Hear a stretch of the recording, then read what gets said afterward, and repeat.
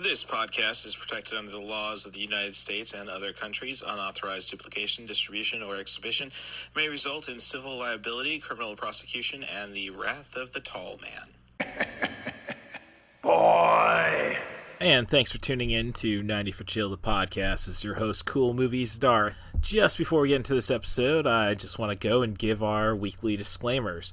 I do slip a little bit in my language when it comes to this podcast with the Poetic Critic. That's the Poetic Critic on Letterboxd. In regards to the Jeff Goldblum, Geena Davis classic, the other one, I should say, Earth Girls Are Easy. Basically, I do drop some obscenities, which I'm going to censor out, of course. But otherwise, I think there's some elements that come down to how Twitter treats people.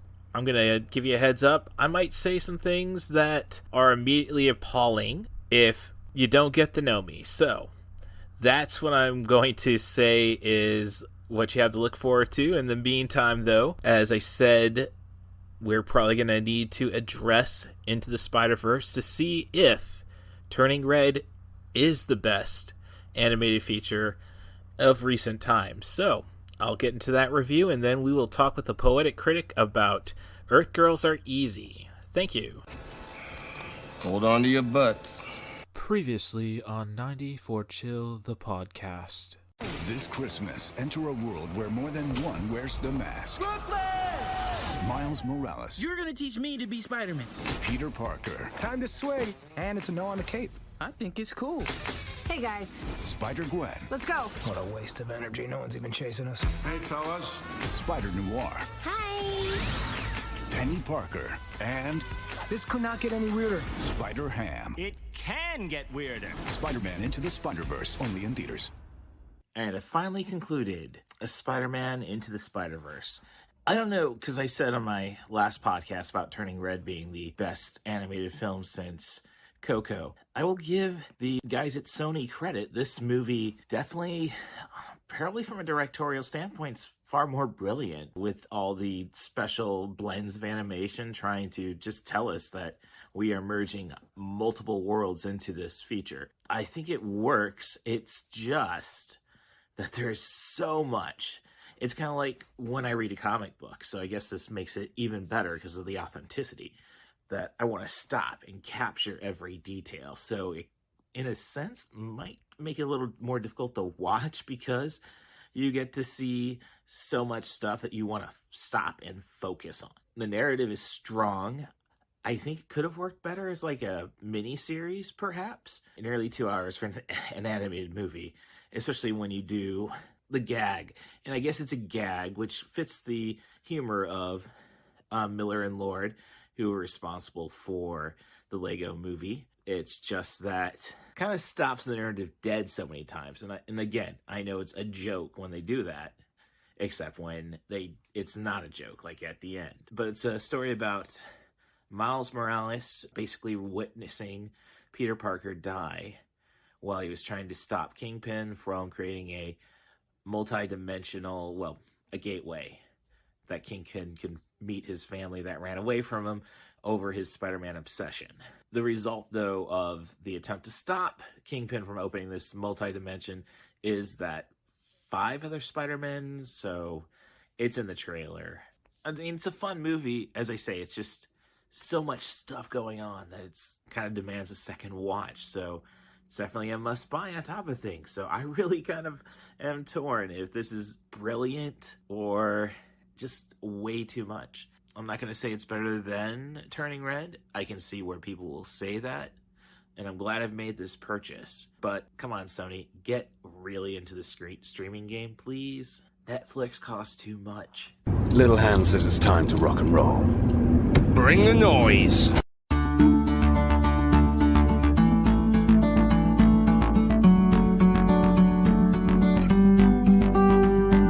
And thank you for returning to 90 for Chill, the podcast. Again, this is your host, CoolMoviesDarth. It might be easier just to find me on all your podcast apps under Russ Stevens. Stevens spelled the correct way with a V. You can follow what I'm watching at Letterboxd. The username is CMDarth. And this week, The Poetic Critic came through yet again, and I think this is one of the podcasts we had more fun with, because this is a movie that's definitely up my older sister's alley. It's Earth Girls Are Easy, featuring Jeff Goldblum and Geena Davis in your leads, but in your supporting cast, you have what is essentially a Judy Brown personal project, and Jim Carrey and Marlon Wayans before In Living Color. So we get a lot of fond memories from my older sister in regards to that, because the Asperger's kind of made her a fan of everybody in this. When effects finally hit cable, In Living Color was our nightly thing. She's not the type, I would say, who'd run out to see an Ace Ventura movie, but Jim Carrey had that presence, though, and was able to convince her otherwise, and Goldblum never seems to miss. So we're going to have a lot of fun with that. I'll ask about other things, as I said in the disclaimer. Go to my Twitter account, @CatBusRuss, where I prefer to have all my hate sent to. You'll see that a lot of people get angry at me just because I say something. And it's not ever to insult anybody, it's just to give another side, I suppose. Like, what goes on is basically this. Okay, everybody's got this opinion, especially with woke culture, and I'm not knocking it. I'm a big supporter of it, but they got a tendency to say, well, if you don't agree with us full-heartedly, or if you think otherwise, or consider the possibility that we're wrong, you're basically the kind of person who wants Elon Musk owning Twitter, which is the last thing I want. You know, the Poetic Critic, she's safe. She won't offend you at all. So I hope you enjoy this podcast. If you want to be on the podcast, send an email to rusthebus07@gmail.com. That's RUSSTHEBUS07@gmail.com with a movie, a theme, a director, an actor. As long as we focus on sub 100-minute material, I'm sure we'll have some podcast gold. Otherwise, rate and subscribe on your favorite podcast apps, preferably 5-star ratings. I know if I get a guest, I do that for theirs. As always, thanks Stacia Harden for looking after my butt. I guess you would be what made me into a spider person. Sorry, roundabout way, but thanks, Stacia, and thanks again for everybody coming to 90 for Chill, the podcast. I'm going to show you something that's going to totally change your life completely forever.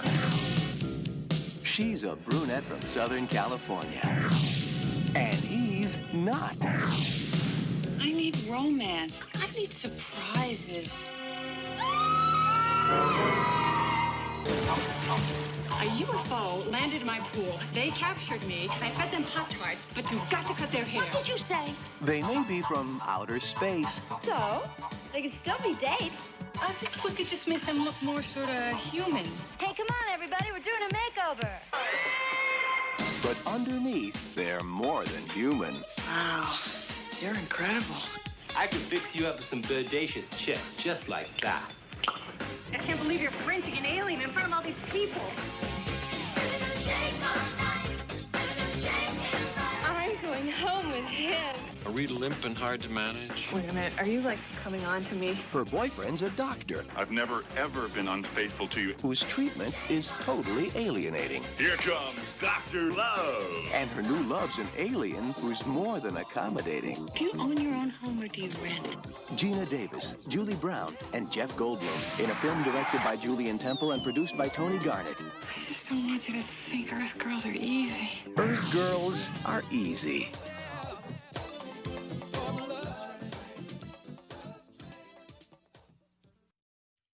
And welcome back to 90 for Chill, the podcast. This week, pulling well, you know what? You can always count on her if you offer a crumb of Jim Carrey and a large morsel of Jeff Goldblum. The Poetic Critic is back. Thanks for coming up in a pinch. I didn't want to have 2 weeks in a row where I'm trying to fake the show. That's fine. All right, very cool. So, I mean, just, your formalities and a little catching up to do. So last week's podcast was Turning Red Dwarf. So if you I've got my Apple set up on your Fire Stick, so if you want to watch Red Dwarf: The Promised Land, and I mean it's everything you could want about Red Dwarf. You got references to season 1, which of course is more just a studio show, and then you get a lot of cat jokes and you get Holly. So otherwise, Turning Red, I was very much impressed by. Am I sounding a little too positive about that film? No, I haven't seen it as yet. Oh, okay. I've kind of fallen out of following the animated features. Yeah, I understand that. I understand that when I declare this is the best one since Coco. I mean, I think the only thing that could come in between there would be Lego Batman. And I don't know, Lego Batman just is a little too long, which is kind of sad now that I think about you're going to speak poorly of a film that takes away Man in the Mirror from Michael Jackson. No, that was Batman. Yeah, I said that.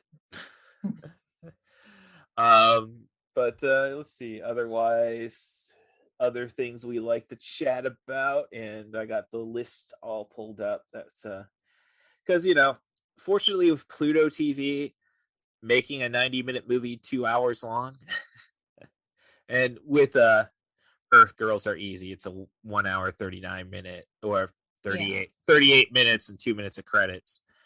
Gosh, I miss the days where it was just 2 minutes of credits. Yeah, it is weird sometimes going back to these 80s movies in particular. And it's not really till the 90s that you start getting longer than usual credit reels. Right, I think it was all Little Mermaid. I'm just saying that because that was Disney's return to form, dare I say. And and I remember waiting outside Pekin Mall as I want to watch the credits. So, I remember we sat in when we first saw the movie in Buffalo back in 1989. We did sit around for the first stretch of the end credits. Yeah. Because we wanted to hear the Under the Sea song again. Okay. Yeah, I didn't think about that. Because I thought that was unusual too, that we just all sat down and kept sitting around for it. I didn't mind, but it was unusual. Yeah. Oh no, definitely. You're the second oldest. No, well, I think I don't recall our cousin Bart's birthday. I know you're both 78 kids, so you're the second or third oldest of this generation of Stevens. Yeah. So yeah, no, that's definitely weird for me being a 9-year. Well, I don't know when I really started to embrace credits. I guess. I think that honestly probably came around DVD time, or maybe the Star Wars trilogy, just because I guess all the default of my childhood, as I like to say, like we had Willy Wonka, which was universally appraised by every Stevens family member. We had Flash Gordon, who mom's intro to English cinema, really, when you think about it. And I really want to talk to Mom because I am excited for Chip and Dale Rescue Rangers, the movie. Like, it looks like the perfect possibility of either being awesome meta stuff or it's going to be absolute garbage. And then there was the Star Wars trilogy. So yeah, I mean, and I think, by the time, we actually were able to get VHS tapes, the Star Wars trilogy, which I'd say would be 86. Otherwise, we were watching all the bootlegs. Not really bootlegs, whatever Uncle Jim taped off of HBO at the time. Right. So yeah, I don't think we were exactly cinephiles. Maybe not until the Bond series. Yeah, that's what I'm thinking. But like near the late 80s. Yeah, I mean, which is apropos because, as you're cruising the valley, you want to check out a James Bond movie. I'm paying attention.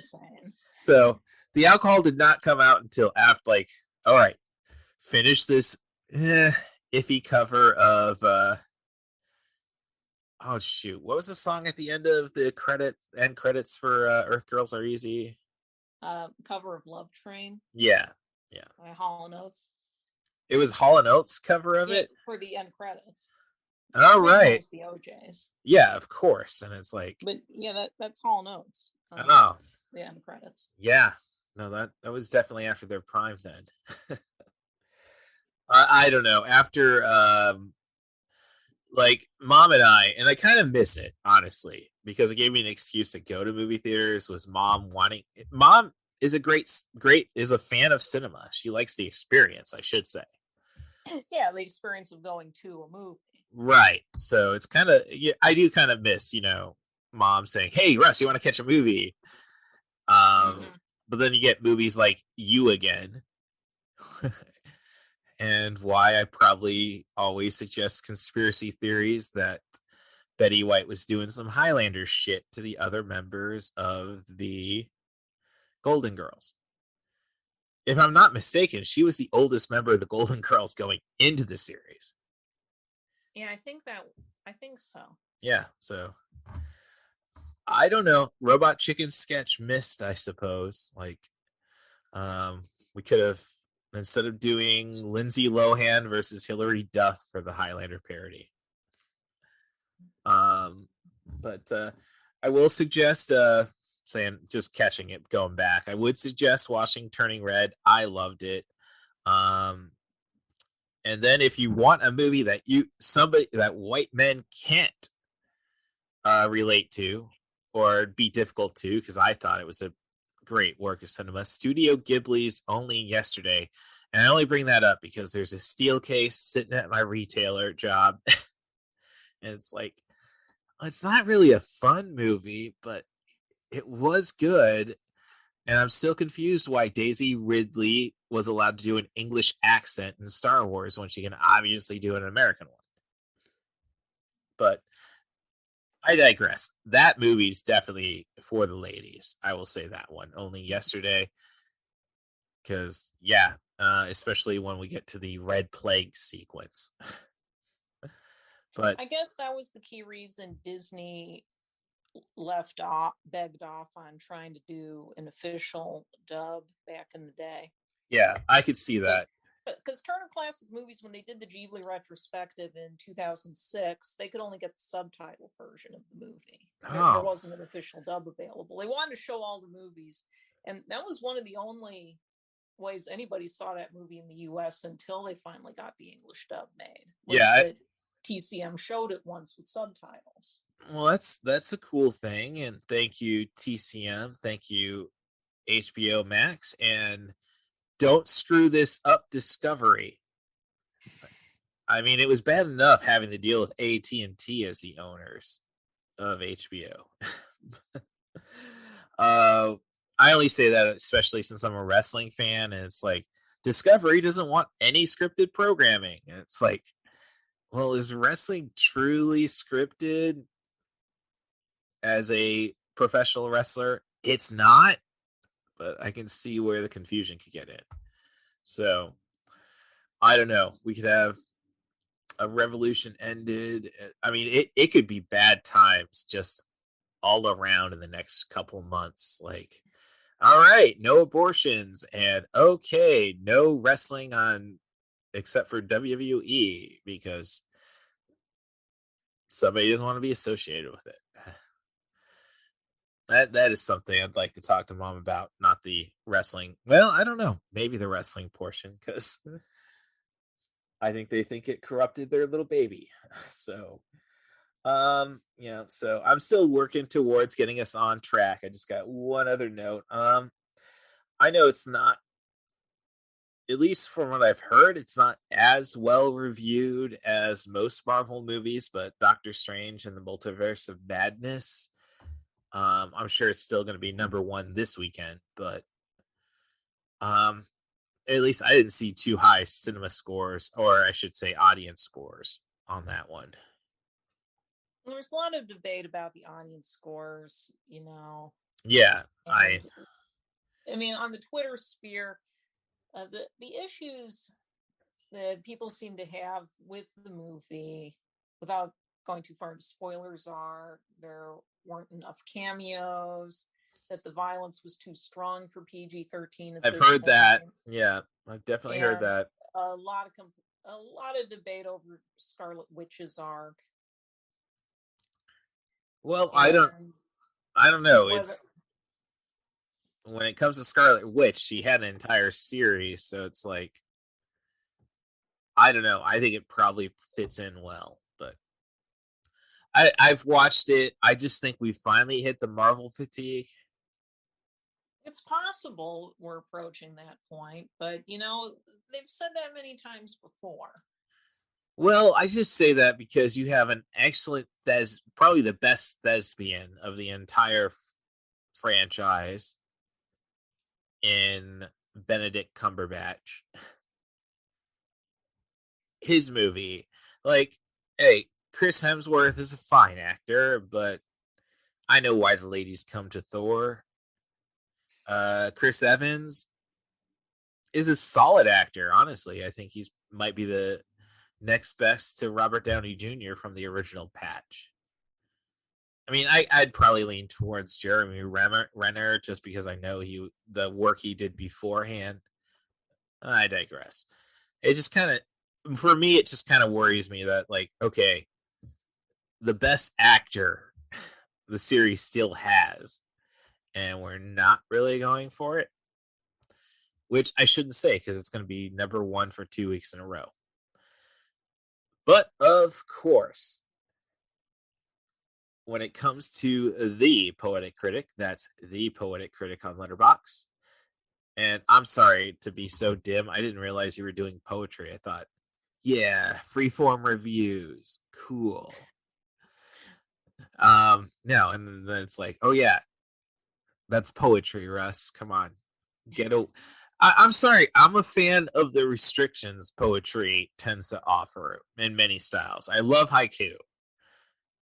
You know, part of the reason when I joined Letterboxd, I went with that angle was because I wasn't sure what I could bring to review. I didn't want to do huge page-long reviews of anything, but also in part, maybe part of it was I was going to be covering mostly older movies by nature, that I wanted to find an angle on it that would be unique. So I decided to go with poems. I'm not the first person who's ever done that. No, you obviously not. But no, I was like, I think you've done a great job of, like, you got the right handle, and you know, a lot of people can be poetic critics, not the Poetic Critic, but there's a lot of morons out there, I hate to say, with cinema. As I get prepped for a Doom podcast, at least I hope. Gosh, I hope it's worth the $90 upgrading my Zoom so I can have 4 people in at one time. I'm sorry, that's my nature. I'm very, So, yeah. So let's see. But my primarily transition from normal bull poop, gonna limit my S words. And if you've listened to the podcast, I do my best to give, to be Disney-like and giving you context warnings. Especially last week, it was basically, look, I'm not Asian, but I'm gonna do my best. Like, you have a movie with James Hong, I'm gonna be there. I mean, it's not Ninja 3 The Domination, but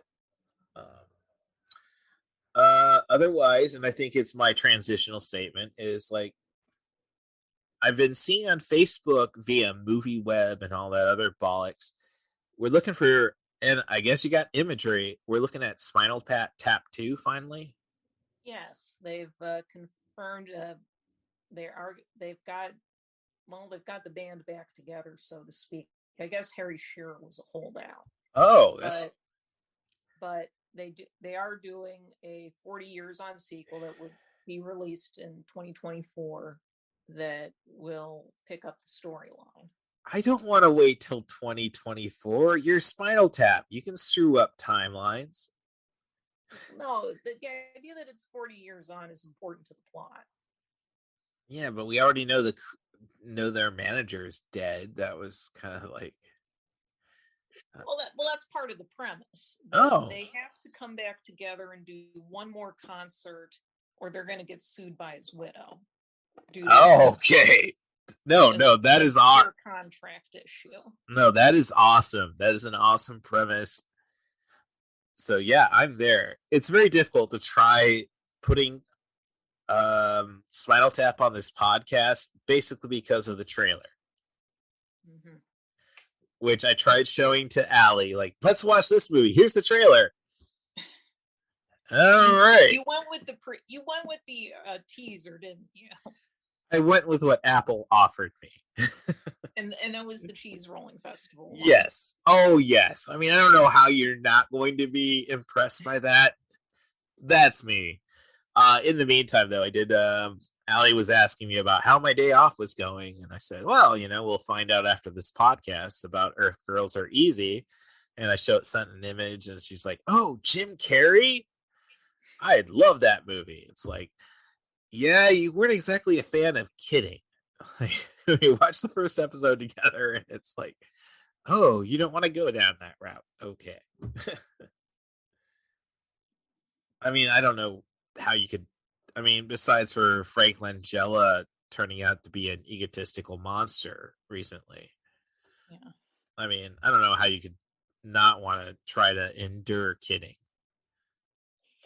Well, it kind of came and went at the time. It lasted 2 seasons. Yeah, which was what I expected. Yeah, but there's been some talk on Twitter today about how a lot of these new cable and streaming projects have these big stars from the 80s and 90s, and they're not getting really paid attention to. Yeah. And Kidding kind of just really flew under the radar. Yeah, I think Don Cheadle's kind of saturated the market myself. Because I was a fan, like, especially of Showtime, because I was a fan of, oh, geez.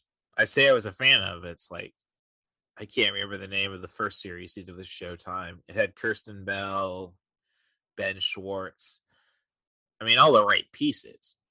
Mm-hmm. I can't remember what it was either. It's something, very hard. Yeah, I mean, that just says it right there. If I'm not pulling up that information just out of memory.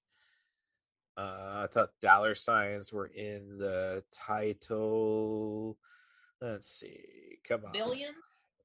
No, Billions is beloved by so many people, especially wrestling fans, because that guy who wrote the series is very quick to show up on wrestling podcasts. Right. Don Cheadle. It's not, obviously I'm not talking about Black Monday or Black Friday. No, it was Black Monday, but okay. And I'm pretty much a follower of Don Cheadle, which is even sadder. Don't Look Deeper, DuckTales, Avengers, Civil War. I mean, it was kind of a lot of fun when I just noticed Don Cheadle in our podcast we did for what was it?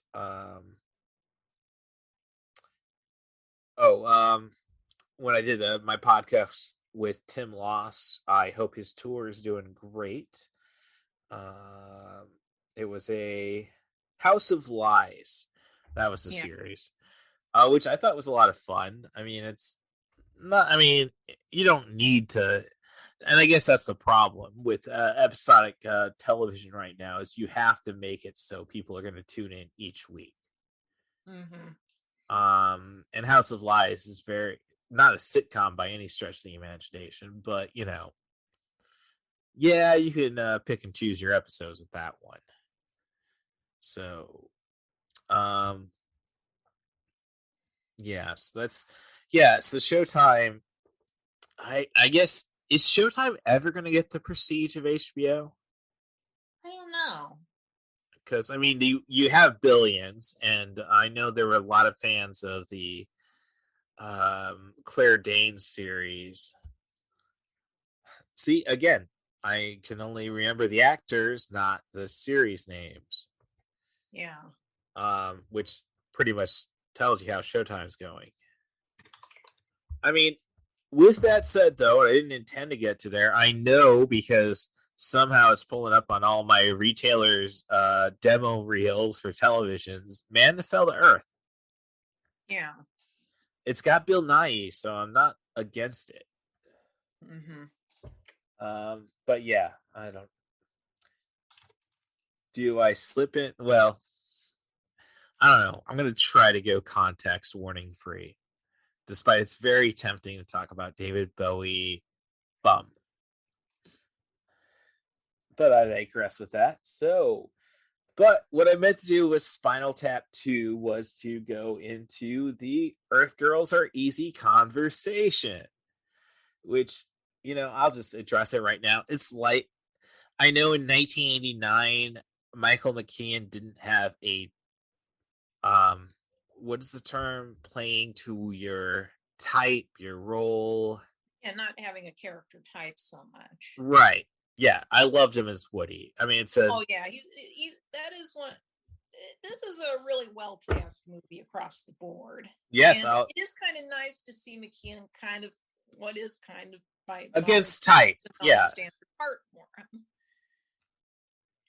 I mean, ever since he got associated with Lorne Michaels, he was kind of the very stiff straight man.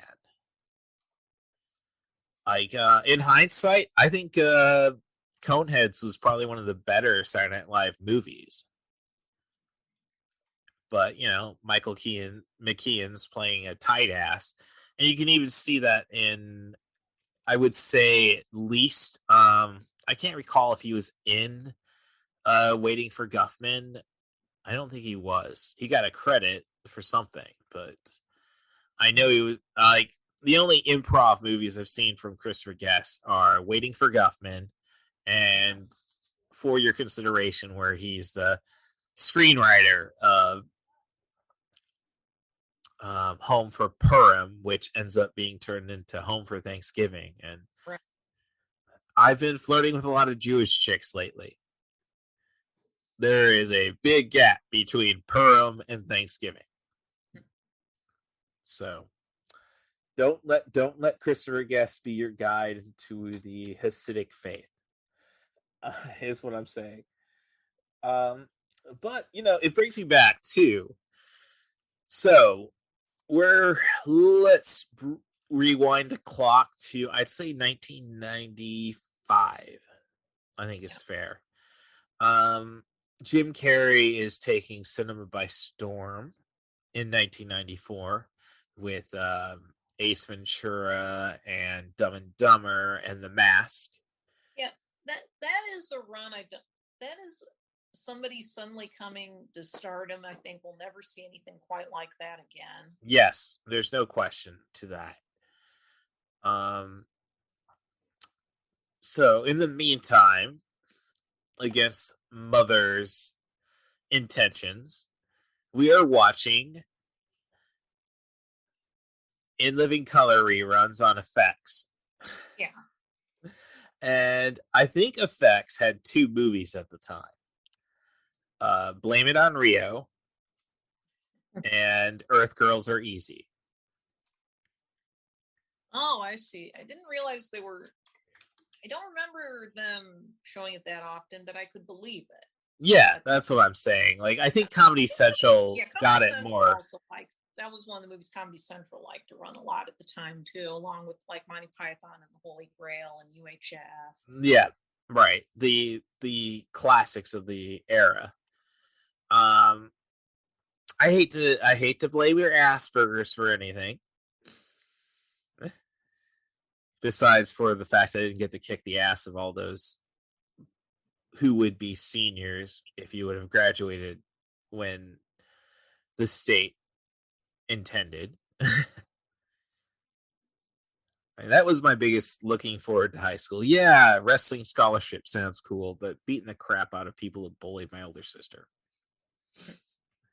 So yeah, it was probably on Comedy Central more, which brings me up to another statement: is why are we letting Lionsgate buy the rights to anything? Yeah, I know. The Lionsgate is infamous, I guess, for being stingy with all the libraries they acquired. And although they have been bringing out a lot of the Western films, this one has not had a physical media release since the turn of the millennium. And it only relatively recently became available on streaming services like Pluto and Tubi. Yeah. And I do check periodically because I know there would be a lot of demand for this on a Blu-ray. Yeah.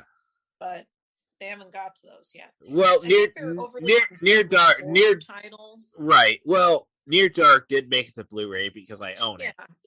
But right, 'cause that was a cash in on the whole Twilight thing. Everybody was bringing out their vampires. Oh no, you're exactly right about that because it was easy to find at Walmart for like 3 years stretch and then gone.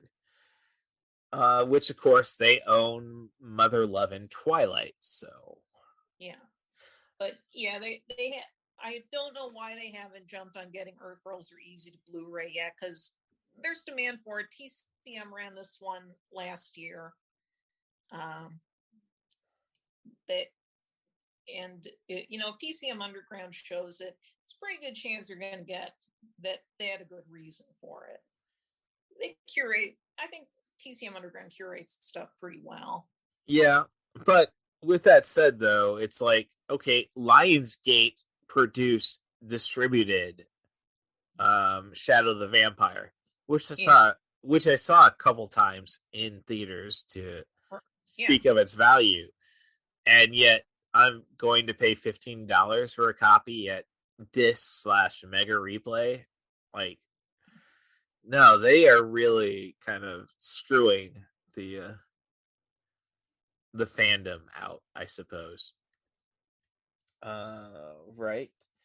But with that said, since I watched this on Pluto, first, Pluto commercials make me regret the soundbar purchase I had.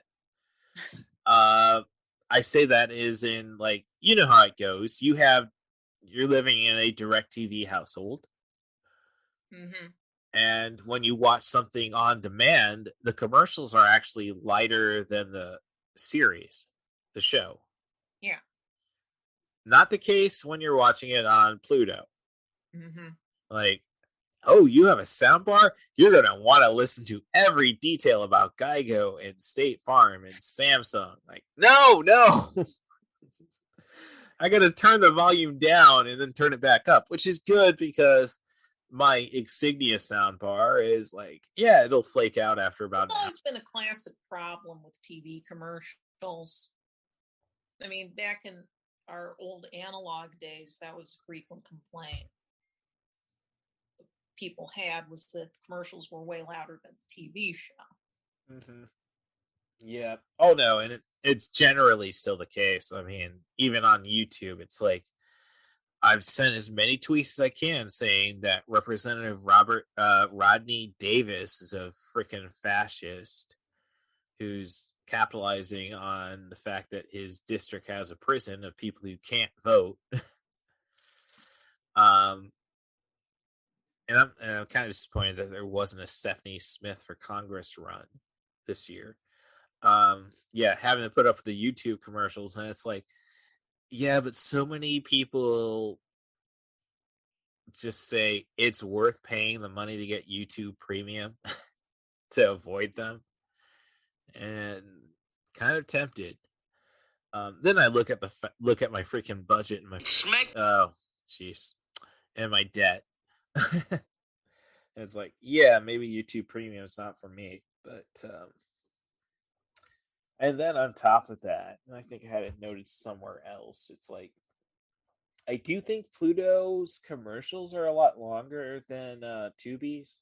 Oh yeah, they're a lot longer. Okay, I'm glad. I think part of it is they want to fill out a time slot. That's true. I do. I do appreciate the fact that they told me like they tell you the runtime of what your experience is with Pluto. Yeah. It's going to take you 2 hours to watch a 140-minute movie. Mm-hmm. And I'm not upset. It's just more of like, but I don't want to give Fox credit for anything, but it's kind of like, So I can't skip a Febreze commercial. I can't skip those on YouTube, which makes me wonder where Febrze's money is coming from. But I think we're to the point where it's like, let's get to the actual movie that, so, right off the bat, you do have to deal with Dream Quest Images effects. Well, I think the effects work well for the movie. I do think that I can't disagree with that. I don't know. This is 1988. We just had Bill and Ted. It's kind of like, well, that's an interesting thing to bring up is Bill and Ted, because these movies were roughly shot around the same time. Yeah. Doing photography in 1987. Right. As I said, you're cruising down the valley and it's like, I'm sorry. I love the ladies, but a theater with big bright signs saying The Living Daylights on it. And that's, but yeah. Because they were both shot at the same time for the same company. There's an interesting backstory behind. Yeah, no, I can definitely feel the Nelson Entertainment vibe. Right. Well, let me run it down. When Earth Girls Are Easy was originally going to be a project of Warner Brothers. Okay. That Julie Brown brought there, and Julian Temple was attached to direct. Which he does a great job directing this movie. I wish he had more money. Yeah.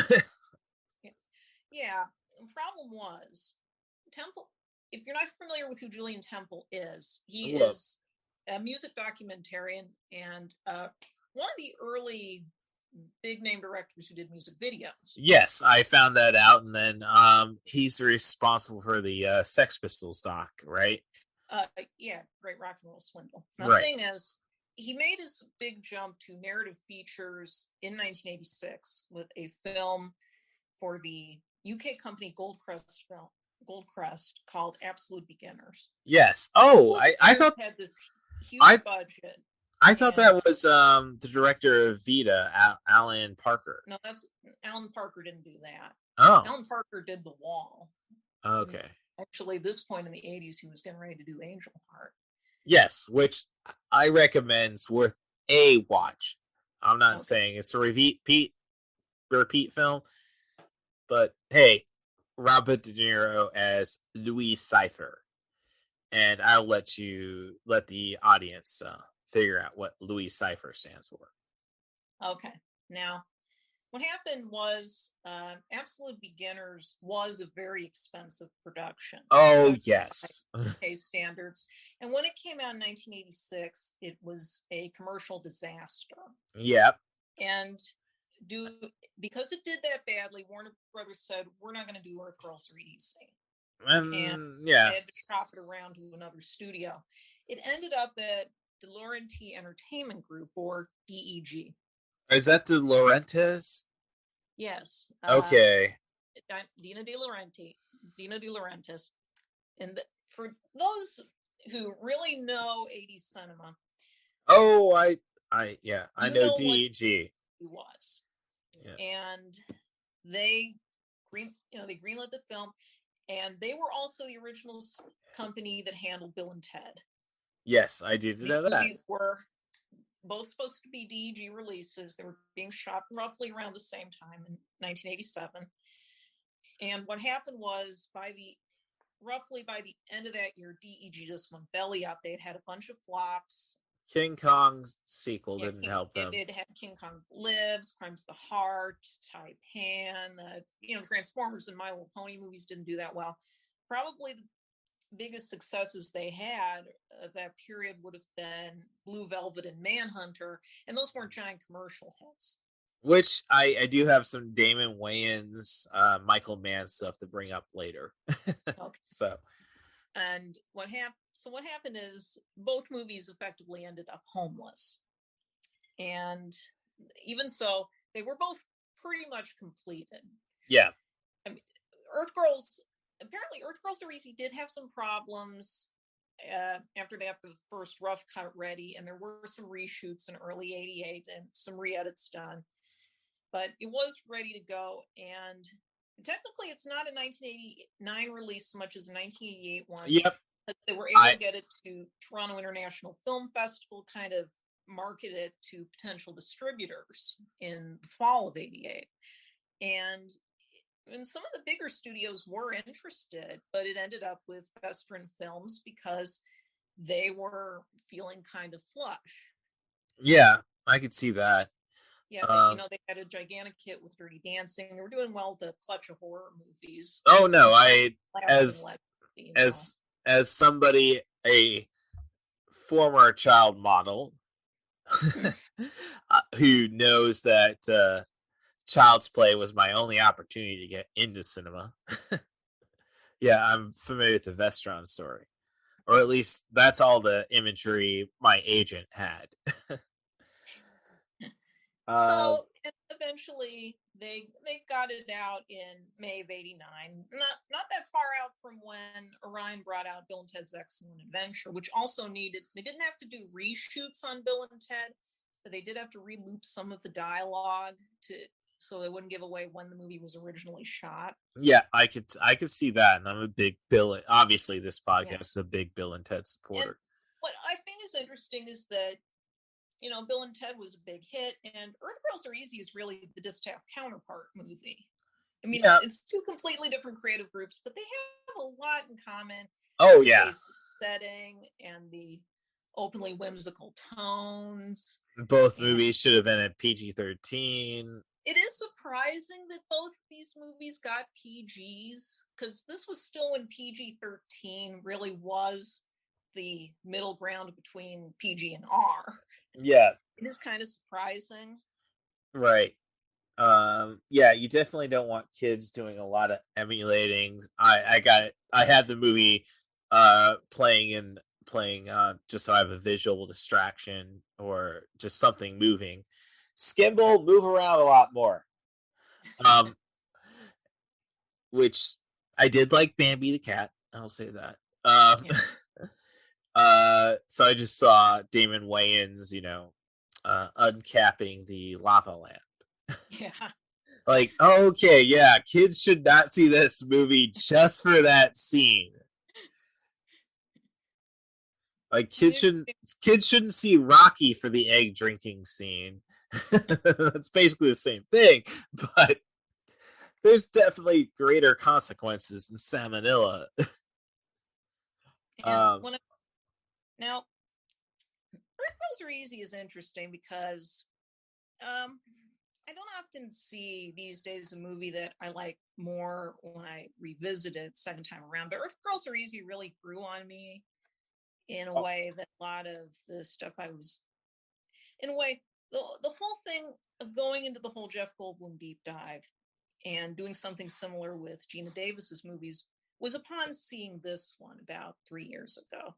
Because if there's a thing about absolute beginners that, which I'll just scream out there for the sake of our artistic fans, David Mother Lovin' Bowie.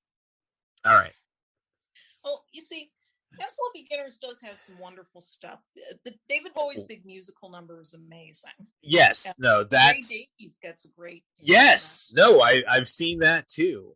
Like, I have not sat and watched beginning to end, but well, the thing with Absolute Beginners is there's this big hole in the middle, and it's that the central romance and the main storyline do not take off at all.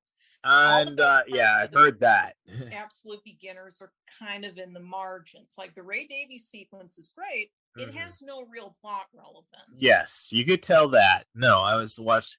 It's got a music video vibe, and again, Julian Temple, because I was looking over his filmography, and it's like, Mother Lover's gotten all this stuff, like Depeche Mode, David Bowie, Blur.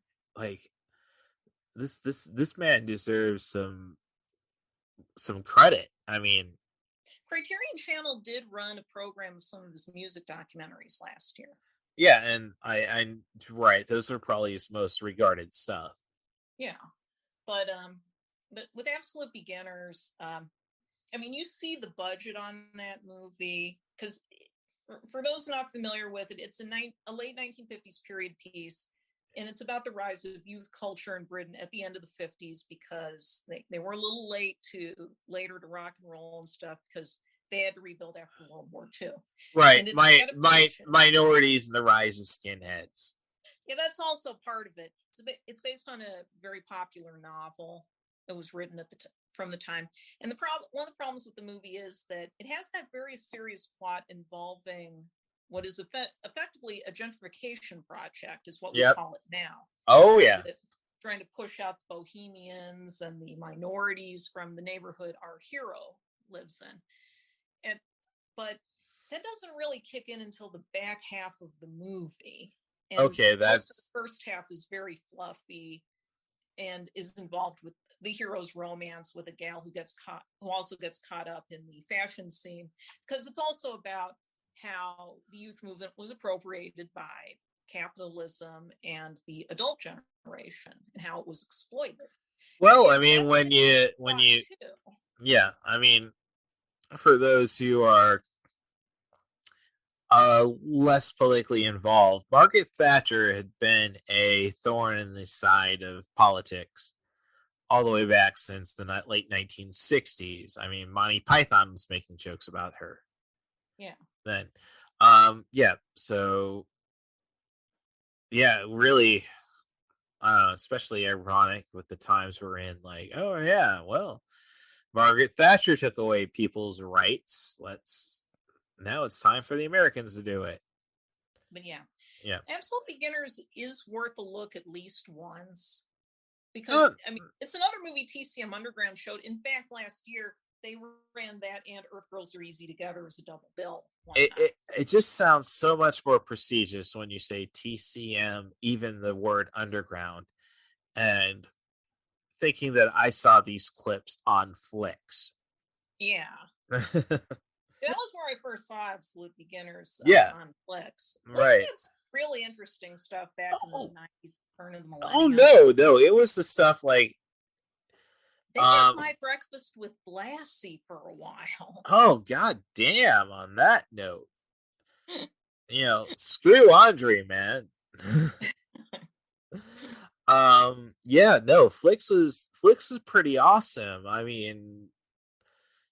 somehow I came across it just doing research because I recently watched Thief, which I think is a sequel, which I think is the prequel to Bulletproof, because James Caan plays a character named Frank, who's a car dealership, who's covering his crimes in Bulletproof, while he's a car dealership owner who's covering his crimes in Thief.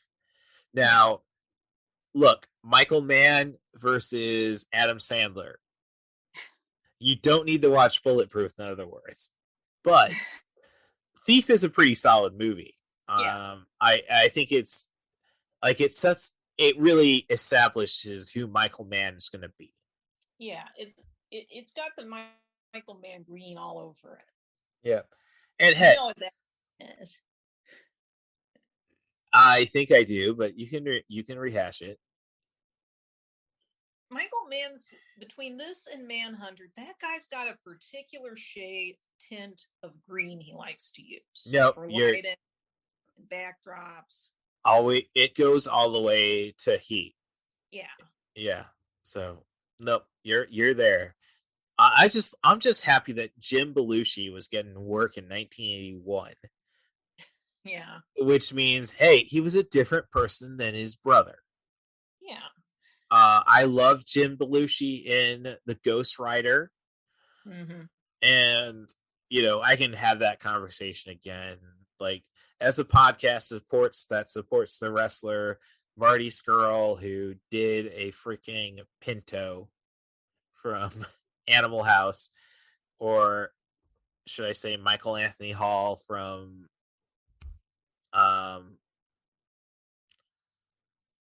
John Hughes movies, 16 Candles. Yeah, I'm just saying, it's like, I'm not saying we're pro, the podcast is pro sex offender. I'm just saying. It's like, hey, society kind of like, we watch Old School and we cheer on Luke Wilson despite the fact that he had a sex with a 17-year-old in that movie. Okay. Okay, thank you. Okay, wow. And there's our context warning for this episode. Russ is pro pedophile. All right. That's sarcasm. Not pro pedophile. Okay, now bringing it back around. The thing about Absolute Beginners ultimately is that it has great aesthetics and assembles this really interesting cast. Oh yes, I'll give you that. I mean, you got Ray Davies and David Bowie. There. Oh, jeez. James Fox, Stephen Burkhoff has. Okay, all right. But it doesn't come together because the central couple doesn't really work, and it doesn't quite handle the tonal shift into the second half as well.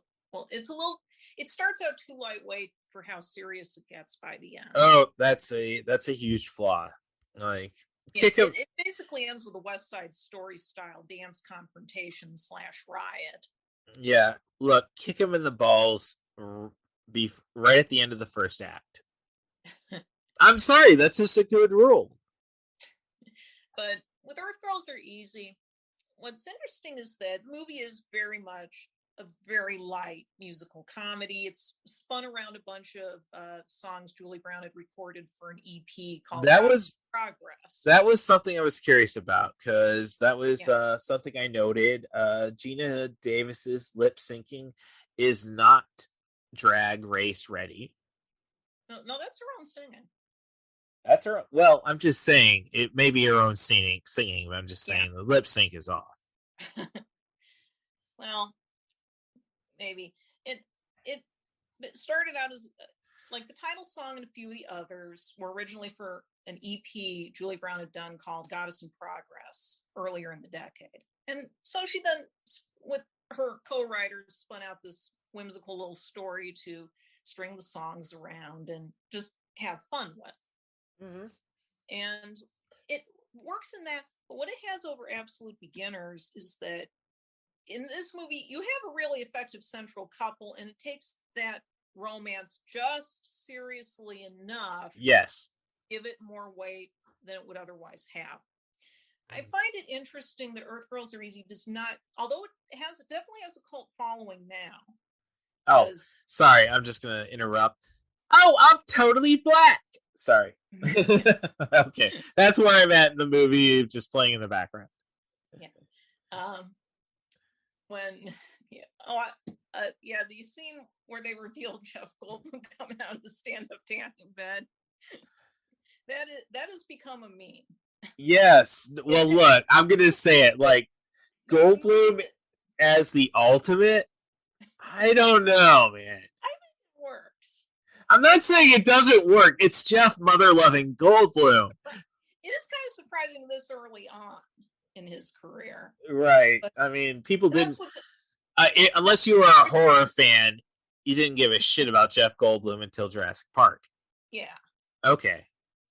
And that's interesting is that this is one of those films that's kind of had two separate lives with the cult following, unlike a lot of movies. Because first in the mid-90s, people started noticing it because it was early work for both Jim Carrey and Damon Wayans, yeah.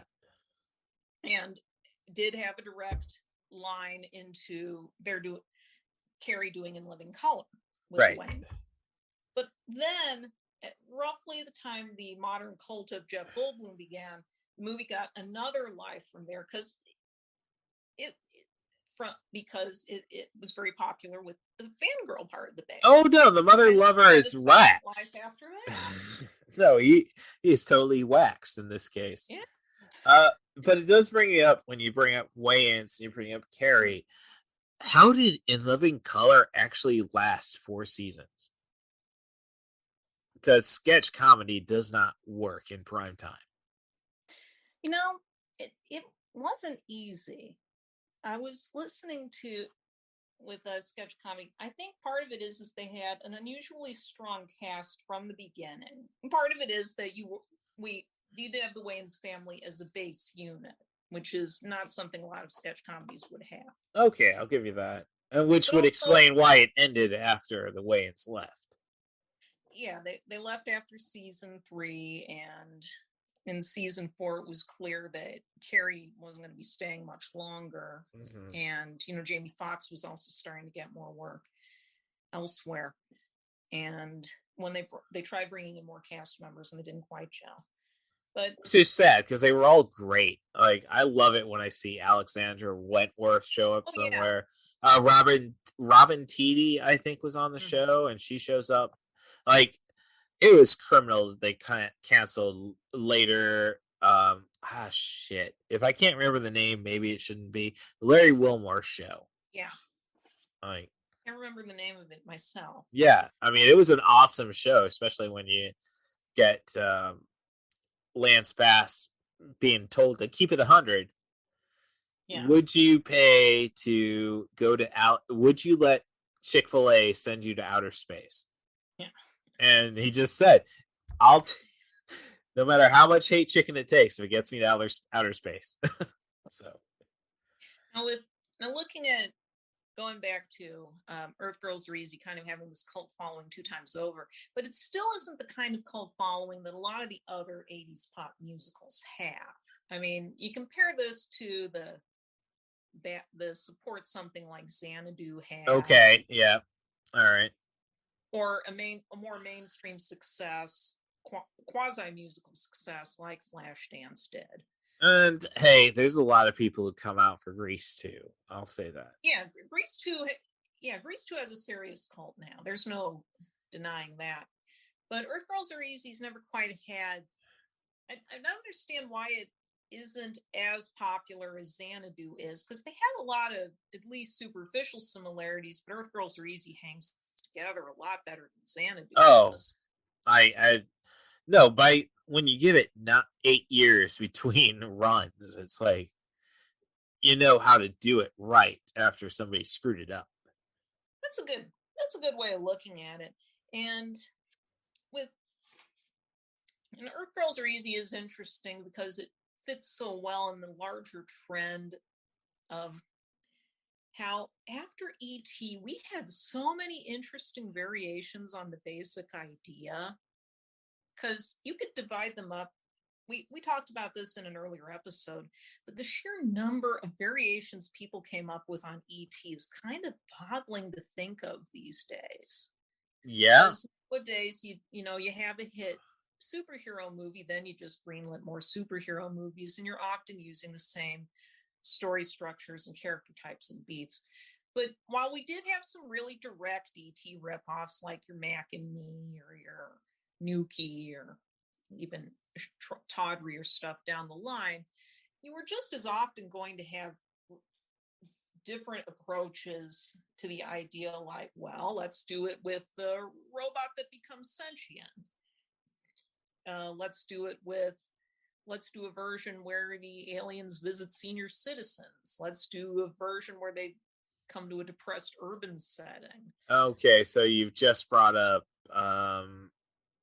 Short Circuit, battery is not included, and battery is not included. Well, also Cocoon. Okay. All right. I was about to say. Alternatively, Brother from Another Planet. Oh, okay. Yeah. And you get even more specific than that. Mm. And there were a surprising number of romantic comedy variations on the E.T. idea. Well, I mean, hell, you had Starman, which I know is not a romantic comedy, but that's basically playing it for drama, and it does it very well. Oh, it's George freaking Carpenter. Like, Ghosts of Mars stands the test of time. Give me 4K. Thank you. And but you also had, like, the Mad Magazine parody of Splash pointed out that plot is virtually identical to E.T. Yep. You know, you're there. You're there on there. Except John Candy gets to bring up Swedish porn, which makes it far superior. Or there were a lot of others. I mean, there was we had Making Mr. Right, which is the film where John Malkovich plays both the scientist and the android he builds. Yeah, I haven't watched it, but I know that one. And some other one, TM Underground, is shown. With all this said, it's kind of like, let's go over the plot of Earth Girls Are Easy. It does take a little while to get all the pieces on the table. Well, I don't necessarily think that. It's Geena Davis wants to impress her doctor fiance. Right. That he's yeah, he's screwing around. So Julie Brown says, you just have to be a different person. That'll impress them and everything will be fine. Mm-hmm. Turns out, and this is where I give Julian Temple credit for his direction, just for the scene where the girl is fabulously staged scene. Yeah. So it's based. It's amazing. One thing I've noticed, and I know other people have noticed this too, is that even the weaker or campier 80s musicals tend to have much better direction and framing of their musical numbers than you get now. Well, I would actually say that the problem with this movie is that the musical numbers after the makeover scene are kind of just thrown in there. Yeah, it does sometimes. Yeah, I mean, because I'm Blonde is a very funny song. Yes. But apparently it was not in the original cut. It was kind of a last minute add-on. Okay, I could definitely see that when you watch it. One of the songs that was, we are kind of trying to string some songs together. I do think the movie covers the edits well, but it is true that, and this happens with a lot of musicals in general, that you do lose a bit of momentum with your songs as it goes on, especially since your male characters, by definition, aren't really going to burst into song so much. That kind of leaves the plotting a bit lopsided in that regard. Hey, look, if I had the chords or the booze, because I think if I have the booze, I have the chords. we can do a lot more musical stuff in my life. Right. Yeah. Well, what's interesting is that, and this is another interesting comparison point with Xanadu, is that at the turn of the millennium, Julie Brown was working on a stage adaptation of this movie. Yeah, I was aware of that. And it was, what they were going to do was everybody would get to sing, and they were going to include the stuff for this movie, but also a bunch of other 80s numbers. And looking at the song list, they had some really great ideas for it too. And they did do backers auditions with Kristen Chenoweth in Valerie. That would have been great. Yeah, unfortunately, like just before the backers auditions were like not long before 9/11, and after that disaster, the theater industry had to regroup, and the show kind of missed its window, I think, especially after Hairspray and Xanadu got their stage adaptations. Darn it. Al Qaeda kind of missed its window. It is a shame, because reading about it did sound like a pretty promising take. I mean, I don't know. Damn it, Al Qaeda. I get the symbolism of knocking down a ziggurat or two. But why did you have to affect our entertainment industry? Yeah. No. Okay, sorry. I'm not trying to be pro-terrorism. No, Earth Girls Are Easy is not a perfectly constructed film. No, by any stretch of the imagination. It is a little loosey-goosey. Oh no, but watching Damon Wayans dance off right now is yeah. I mean, That that's sequence originally had a full musical number for I Like 'Em Big and Stupid that was supposed to be a fully staged number, and they decided to pull back on that when they did the reshoots. I do have the DVD release. I haven't watched all the deleted scenes, but they do have the original version of that sequence included. Because that's the thing. So, yeah, I mean, it's just bad timing. I mean, this would be, and okay, here we go into the blasphemy standpoint. Well, I will say, Geena Davis looked the same in Tootsie as she does as Valerie in this one. Yeah. And it's like, I don't know what happened in the 90s. I mean, she looks great still in the 90s. Yeah. But I mean, there seems to be a difference between her as this comes off of a podcast from The Ringer, The Rewatchables, talking about A League of Their Own. Yeah. Okay, so I'm just going to address it. Do you think Dot dropped the ball on purpose at the end of A League of Their Own where she gets collided by Kit? I don't know. That's a good question. I think she did, just because I've taken enough collisions. You don't drop that mother lover. But I don't know. And then there's a lot of talk about, is Kit an asshole? It's like, I don't know. I mean, as long as if you're not the firstborn of a family, I think every kid underneath that in that structure has a chip on their shoulder. I mean, I look at our family, like, I hate to say it, like, you know, Dad is David Stevens, his father is John Jr., his younger brother is John the Third. And it's like, I think it was a second son passing it on to a second son, attention wise. So it's very much like, and I lost track of where I was at. It's just, it's A League of Their Own. It's like, I benefited from the fact that 1 year girl, so Dad was not expecting you to play football. Mm-hmm.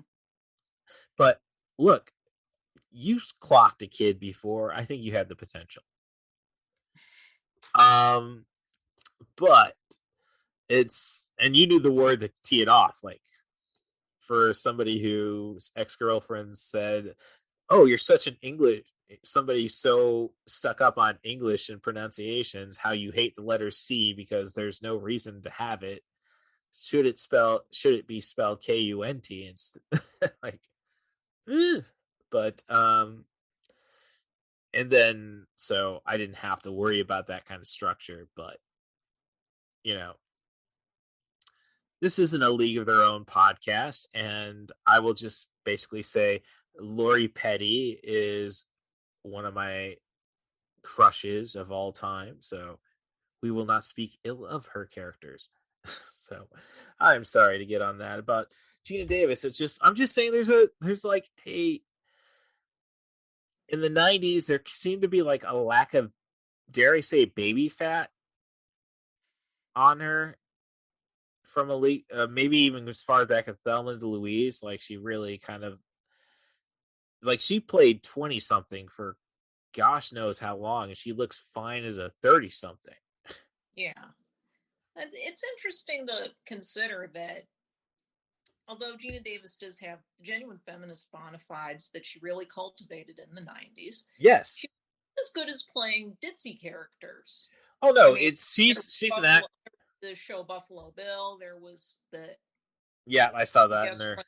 Family Ties. Mm-hmm. She did 2 episodes. Well, and Tootsie that was her debut.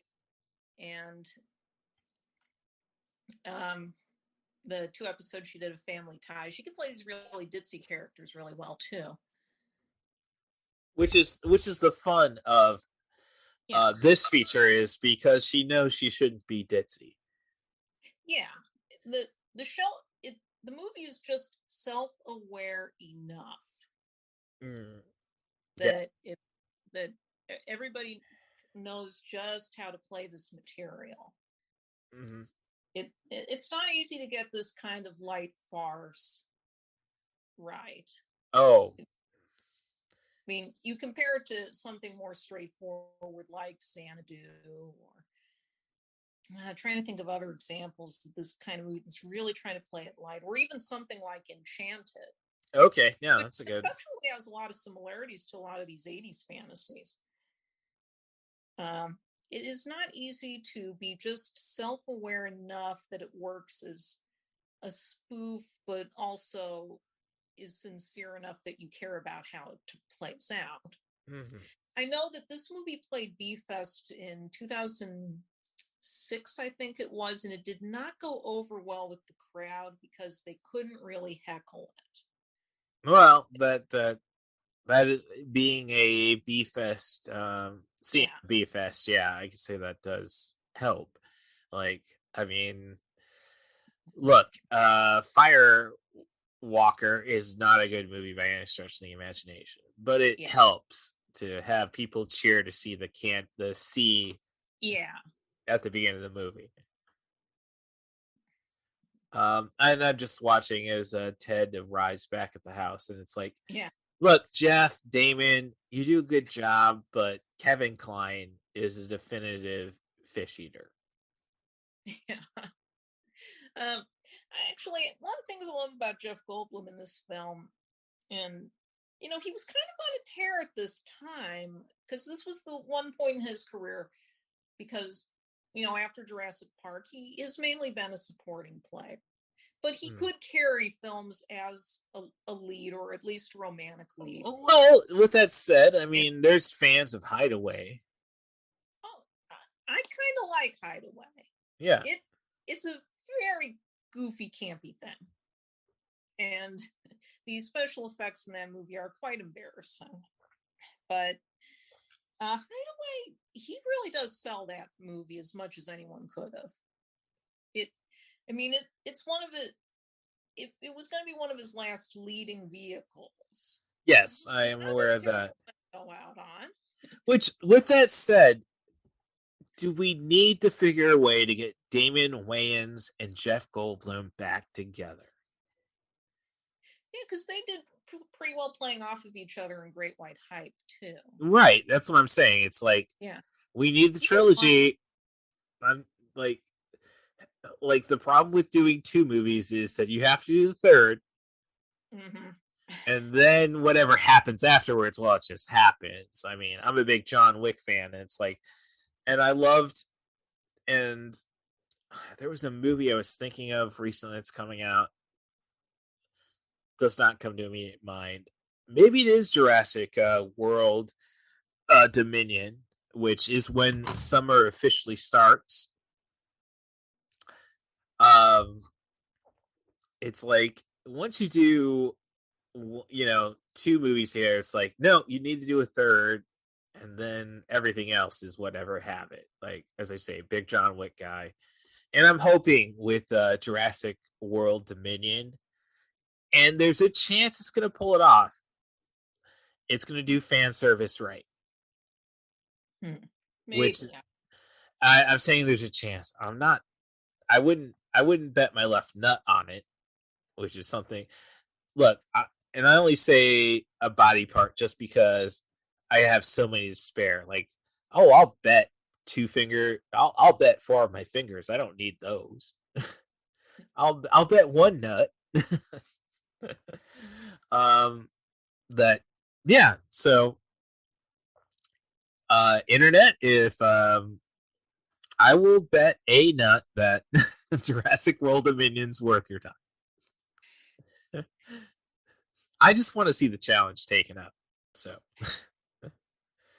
but no, I don't know why you would throw Jeff Goldblum into this movie and make him face dinosaurs if it wasn't for fan service. Right. So here's hoping. But that was a stupid idea, Jurassic World. Like, let's bring the guy who officially died in the book back for this one. Like,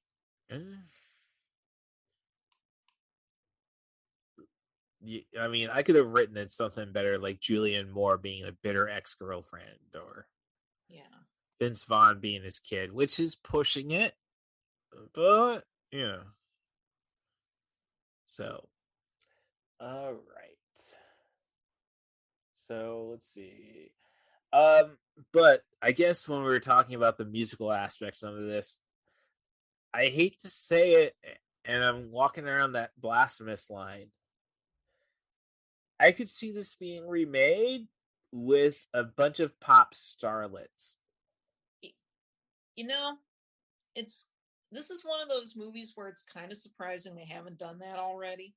Well, Lionsgate owns it right now, so not very surprising. But another thing about it is, just well, and I just want to say, like, as I'm watching them cruise down the valley, it brings me flashbacks to Valley Girl.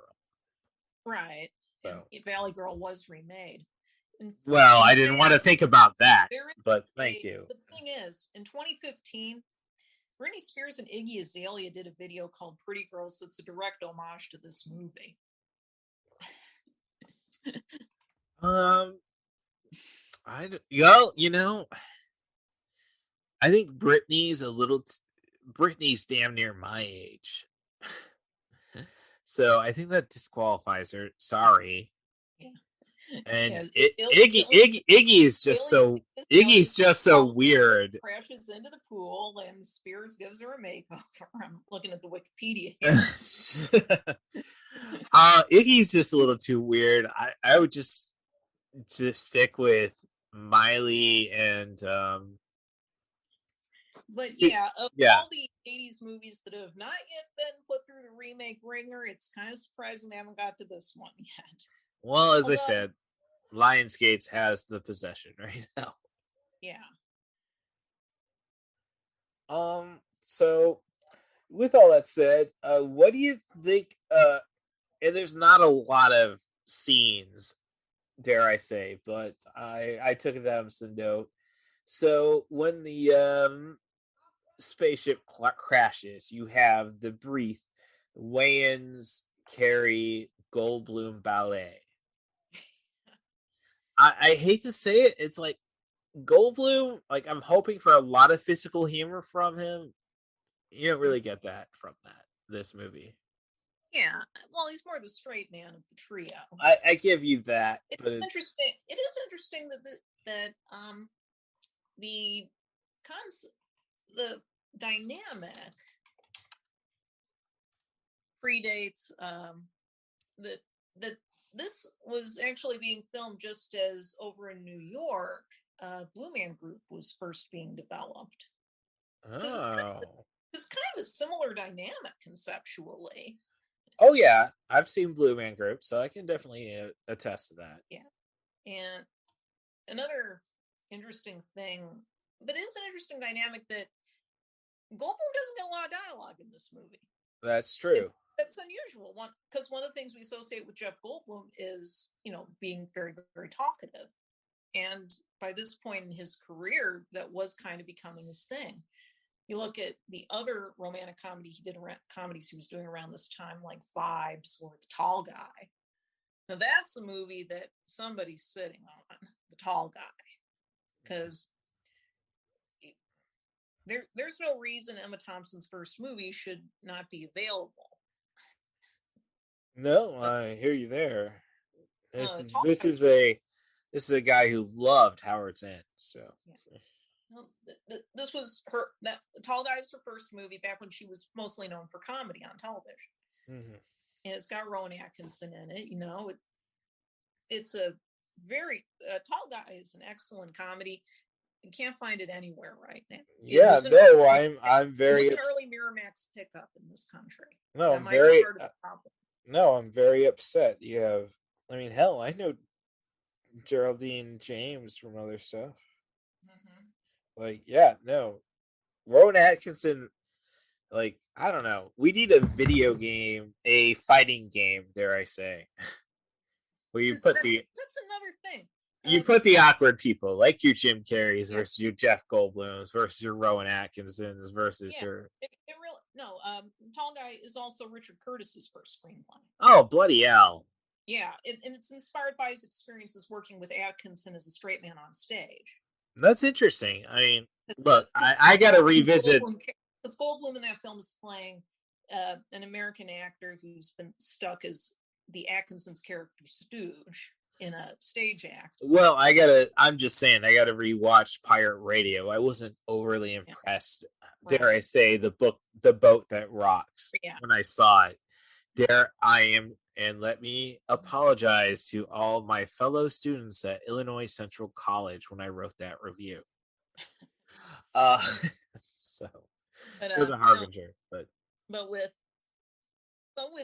Goldblum, it's neat to see him in a role that he basically plays with his physicality, and the fact that he can hold his own with Wayans and Carrey in that regard is really impressive. Oh no, I'll give him that. I mean, he's definitely not expected to. Because Carrey and Wayans also make this great double act when they're alone, like the accidental gas station robbery bit. Oh gosh, yes, that's a load of fun. I'm actually the dream sequence is running across my head right now. The dream sequence might, but I think the stretch from when Goldblum and Davis hook up in the bedroom and then fall that straight on heels with the dream sequence was the point when I first saw the movie that I thought, this thing is brilliant. You know, and that is a note I took because obviously this movie should not be a PG. Yeah. And it just brings me back to your aside from the imagery of the robot from Lost in Space, and later on in the movie you get the car, I think, driven by I swear it was from Death Race 2000. I think I just can't remember the name because it's not Attila Hun, and it's definitely not the guy who plays Kreese from frickin' Karate Kid's vehicle. Is in the gas station robbery actually, but which kind of makes me wonder is like, was there Corman money behind this movie at any point? I don't think no, it was DEG money. Well, that's about the same thing in all honesty. That's a good point by that point for that company. Yeah. I just find it funny that this was one of those sad cases where some of the stuff that the company had to offload when it went belly up wound up becoming successful for other companies. Oh, with that said, Evil Dead, the video game, has just been released. I don't know about the PvP person versus person concept, but they had access to Army of Darkness, which was a DEG movie. Mm-hmm. Which, if you listen to a bunch of podcasts Bruce Campbell's done, it's like, yeah, basically we were just waiting for that movie to finally get cleared. But in the meantime, I got to sit around Universal Studios and hear about how awful Waterworld was going to be. Mm-hmm. So yeah, let's see. Just going through my notes. So yeah. So again, we haven't really gone over the plot. Aliens land in the swimming pool of Geena Davis, whose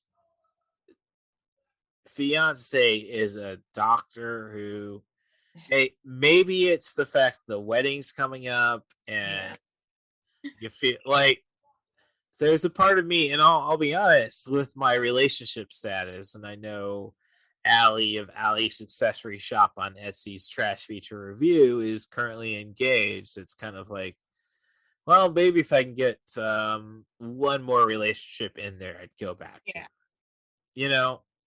The last fling concept. Mm-hmm. So when you have a sexy Jeff Goldblum, which I cannot deny is a sexy Jeff Goldblum. Yeah. I mean, this is what, 35-year-old Jeff Goldblum? I think 1987. Yeah, roughly 35.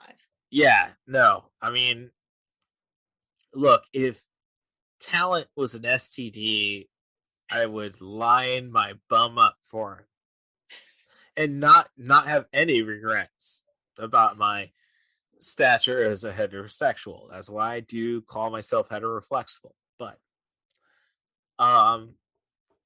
lands in her swimming pool with Jim Carrey and Damon Wayans as aliens who are they're a bit horny. Let's just be honest about it. And that's how they end up crashing on the planet is they're looking at Earth chicks. And Jeff Goldblum has to save the day. So it's basically two people just meeting. When you break it down, it's about two people meeting each other at the same time at just the right time. Yeah, it's one of those whirlwind wild weekend things. Very serendipitous, like my last podcast involving turning red dwarf. All right. So yeah, and it does it very well, honestly, especially when she really doesn't want to give up her life in this movie. Yeah, right. You do actually. A lot of romantic comedies don't sell me on why the couple doesn't get together sooner. This one actually makes it work. Oh no, she's a little nervous about running off with an alien, but also she still does care about Ted, and he's promising to change. Yeah, which is kind of Charles Rocket. That is one of the sadder stories of someone who, could have been huge, but is Charles Rocket a former SNL guy? He was supposed to be the big breakout in the sixth season. Okay, which is 1980, which was Eddie Murphy. 1980-81. And he was supposed to be the Chevy Chase of the group. They gave him the Weekend Update stuff, and because Chevy Chase, he kind of had the looks, but then he's the guy who went off and said the F word during live broadcast unplanned. Jeez. Yeah, it was what turned out to be the second to last episode of that season, which got curtailed as much by a strike that was going on as anything. And what they were doing was that episode was being hosted by Charlene Tilton, who was on Dallas, and of course this was on the heels of the famous Who Shot JR cliffhanger. Mm-hmm. So they were doing a parody in that episode. This episode, a running sketch in this particular Saturday Night Live, in which Charles Rocket got shot by somebody, and everybody was trying to figure out. No, I do remember that. Yeah, who shot CR? And then as they were getting ready to reveal it, and this was close to the good nights, Rocket just ad-libbed, "I'd like to know who the F did it." Oh God! That caused us.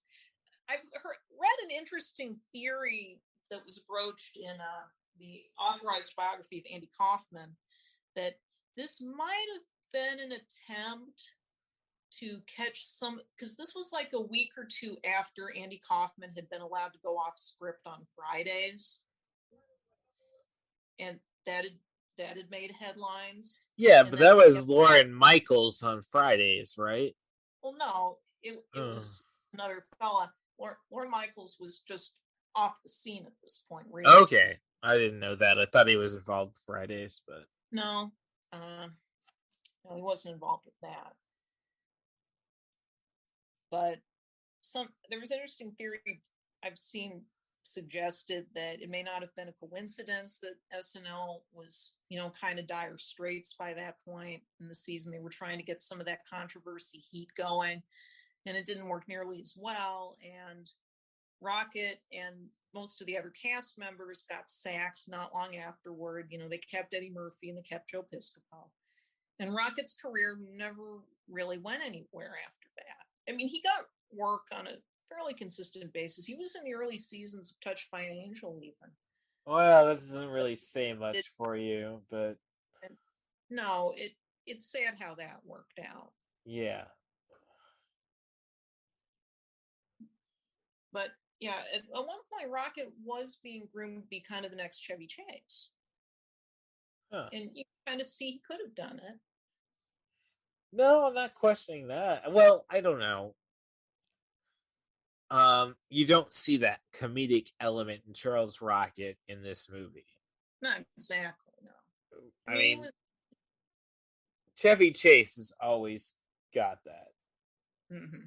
Even when he's going off on people on set. Like, yeah, no, that sounds like Chevy Chase. But no, dying at 56, like, for me, I mean, that's 12 years and 14 years respectively. Yeah, it doesn't really sound cool. Just for being in a bad season of SNL, which isn't your fault. Or I'd like to think it wasn't your fault.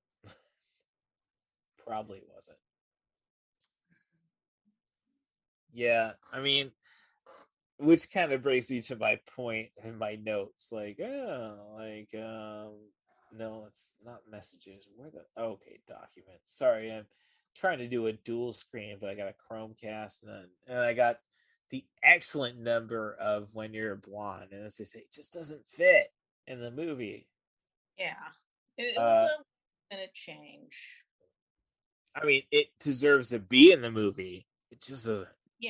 Yeah, that's my biggest complaint. So, and it makes me feel bad after we go through the story of Charles Rocket. And it's like, I could have done with more taunting of Charles Rocket. Yeah. Like, I want to see him go to the point where he offs himself. Let's go full R-rated with his fate. No. I like how the movie ends as it is. No. As a cat lover, no. I love me some pussy, but not that kind of pussy. Jeez. I don't know if that was a slip up by Mac that Charles Ted is all about Bambi the cat. Like, no, man. I'm pissed off that Kitty didn't get to go with them back to their home planet, Lejar.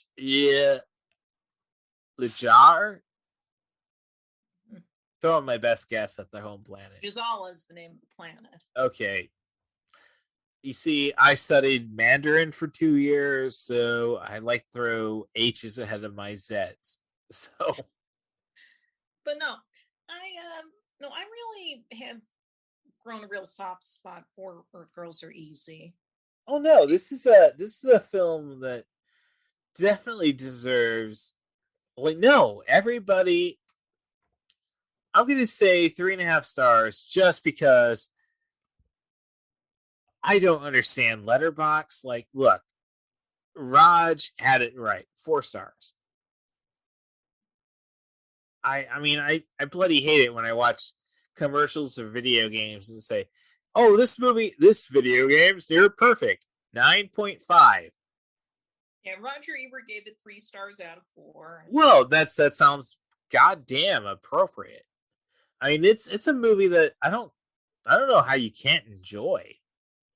Yeah, the main complaint, because I have here a copy of the book Ad Astra, which is this wonderful collection of old newspaper ads from 80s and sci-fi fantasy movies. I have here at home. And they have a listing of some of the reviews this movie had, including Ebert's. And the others felt, and the people who didn't like it just felt,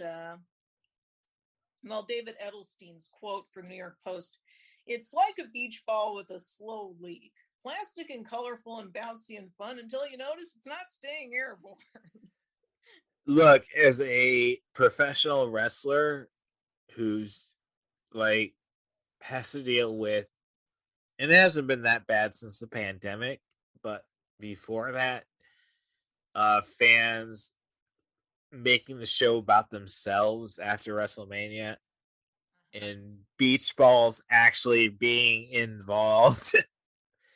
I understand that review full-heartedly. But this is definitely, like, that's what I hate about Letterboxd is like, all right, would I give this 3 out of 4 or dare I say 6 out of 8 if you break it down even further. I'd give this 7 out of 8. Yeah, I originally gave it like 4, but I think maybe a 4 or 4.5. But I've since upgraded to 5. It's kind of that perfect light entertainment I'm looking for. It hits a lot of my butt. Oh no! Look, as I told you going into this podcast, if I was going to address Allie's accessory shop on Etsy's, which offers great products, trash feature reviews, which she never liked the fact that I brought that up. Hey, it inspired her to buy the right DVDs for me. Yeah. LA Story. It's like, I'm just not up for a Steve Martin comedy where he's got to deal with Sarah Jessica Parker. I mean, God bless Matthew Broderick for dealing with weird noses. Sorry, I hear that and it's like, oh, I'm talking about Jennifer Grey. But it's like, this is not the kind of movie I want to watch. I want wacky shit. And this movie gives it to me. It gives me a nice romantic story. I mean, aside from the possibility of feline rape from Charles Rocket, what is the dislike? I mean, look, we bring in Randy's Donuts for Christ's sake, which is kind of offensive that I had to hold myself back for saying the F word, and I'm not a Christian. And like going to Christ's sake.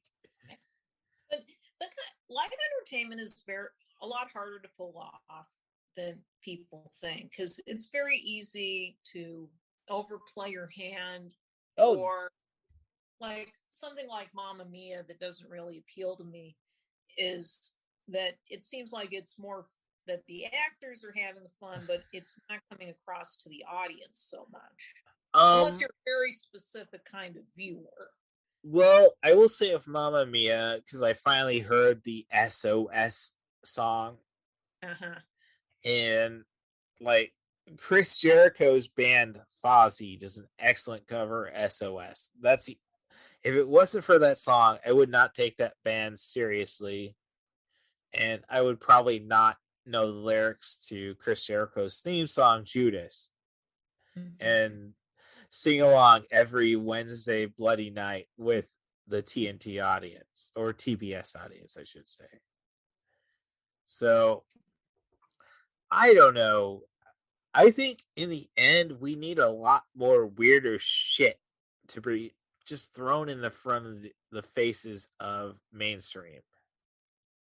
Yeah, it is that the way that the mainstream filmmaking has contracted in the past 20 years or so has squeezed these mid-budget movies like this, or Bill and Ted, or comedy as a whole in this country. Oh no, comedy is almost lost, because you have to consider a Chinese audience who's going to, not the Chinese audience, but the Chinese government who's expecting you to be sensitive to their concepts.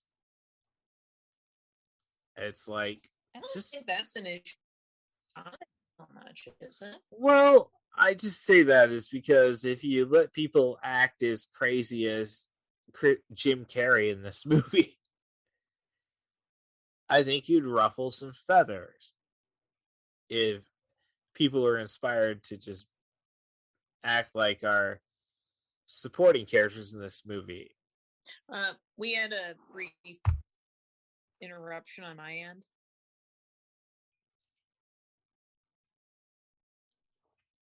It had to reload or something. Okay. I hear you. Okay. No, I'm just saying it's like, all right, this is funny stuff, but I can definitely see where it's going to offend international audiences. Yeah, it is a weird time for comedy as a whole, because we don't really have the pipeline of talent being funneled into movies in the first place. Yeah, I mean that I will say that goes with oh geez, who's the bloke who did short ass movies? Pete Davidson. Yeah, Pete Davidson. Company. Right. Look, I'll just say it. He's a great stand-up comedian, but aside from observation, he's not worth a damn in terms of the creative narrative. Right, but you think about it, there hasn't really been a new sitcom or sketch comedy star who can carry their talent, who has a big enough talent for movies.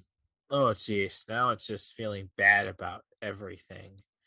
With that said, I'm sorry, but no, but with that, a lot lately because I've been going back to a lot of Jim Carrey movies lately as I've kind of wrapped up the Jeff Goldblum deep dive, more or less.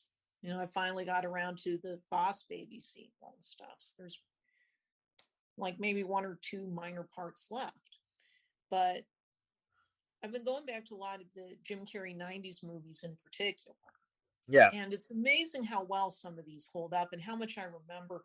Because I don't think I ever watched Ace Ventura Pet Detective Stem to Stern so much. Oh, no, I wouldn't blame you at that point. That was me and my little...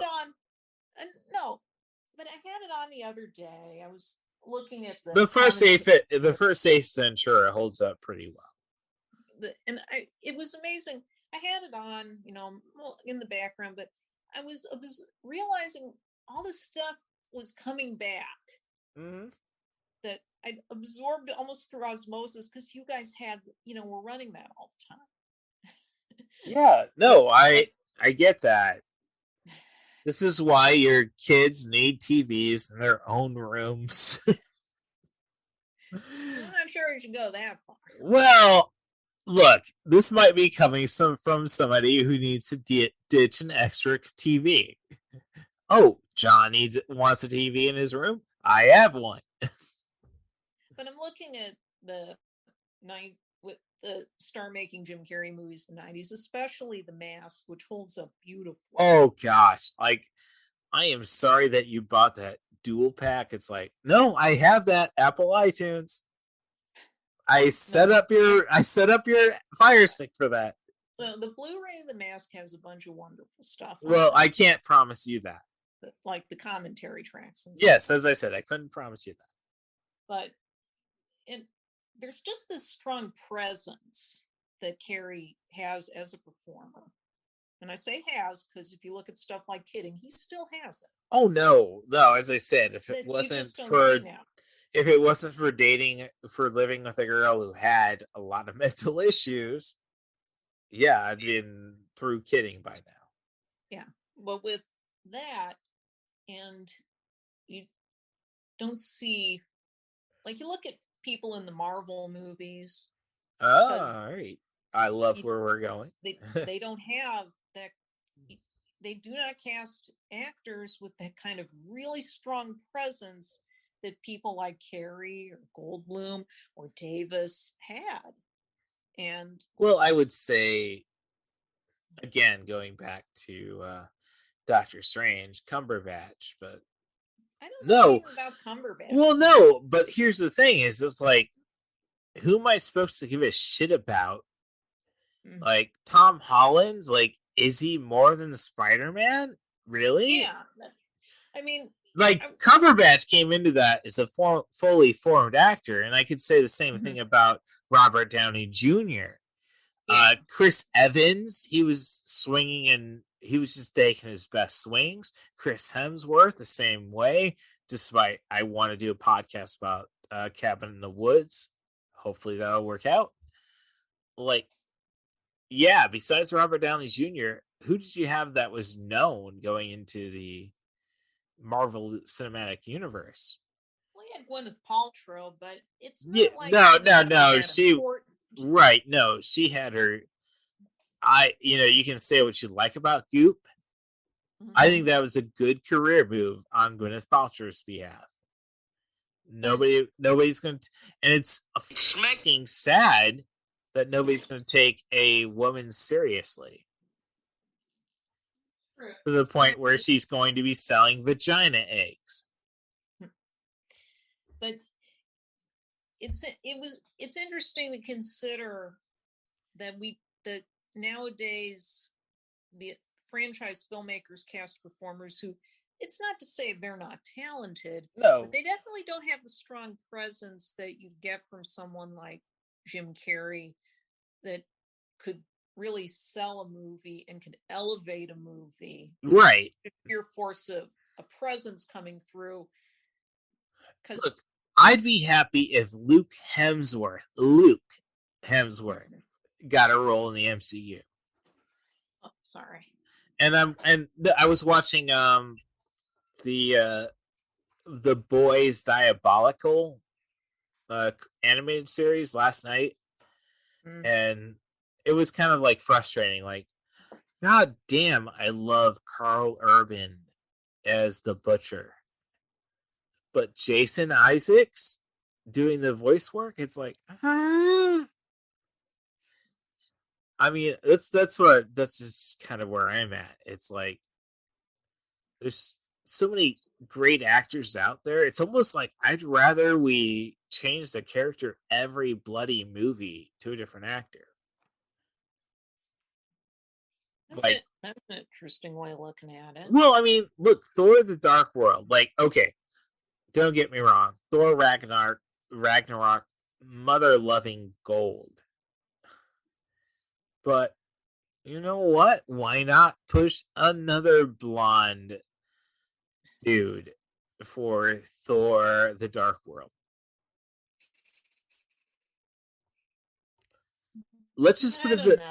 Well, let's just put it this way: we had John Lazenby. Was it John Lazenby? George Lazenby. Thank you very much, George Lazenby. Which I understand why a lot of people say that's his James Bond. It goes back to the comedy series based off the guy who did who ended up doing Big Trouble. Mm-hmm. I can't remember the name of the writer. Dave Barry. On his television series, they had a point where they said, he doesn't even know who's the best James Bond. George Lazenby is what the Dave Barry surrogate said. You try convincing him of that. That's what I'm just saying. It's like, we did go from Sean Connery to George Lazenby to Sean Connery again. It's not like we can't course correct. I guess I'd like to see more risk in cinema, I dare say.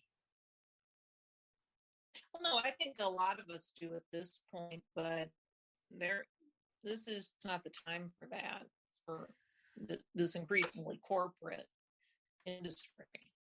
And it's hard to see how that's going to turn out because, right now, it is the most corporate projects that are sucking up all the air in the theaters, and they're making all the money. And even though there are some smaller films that are making scratch and more limited releases, like Everything Everywhere All at Once. The answer to your question is Sandra Oh, and we'll end it at that.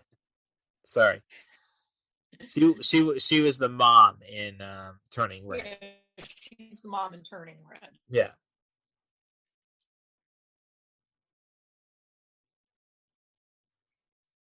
Sorry, I'm getting. But I don't know. Yeah, go ahead. Well, we're kind of winding this down. Yes, definitely. It's very hard right now to get anything greenlit at the known quantity if you're going to put serious money behind it. And even that's not a total guarantee. I mean, we've seen Warner Brothers seems to be conceding defeat with the Fantastic Beasts series. Yeah. They're supposed to go to 5 films, but all indications show that this third one was the last. Well, I would go for. I would go. Like the money says, go for a 4th one just to conclude. But yeah, I hear you there.